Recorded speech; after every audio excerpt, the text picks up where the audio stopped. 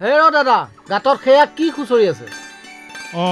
ৰামদাস, মই গাঁওখন চাফ চিকুণ আৰু ৰোগমুক্ত কৰাৰ উপৰিও উৎকৃষ্ট পচন সাৰ তৈয়াৰ কৰি আছো। কিনো কয় হে দাদা?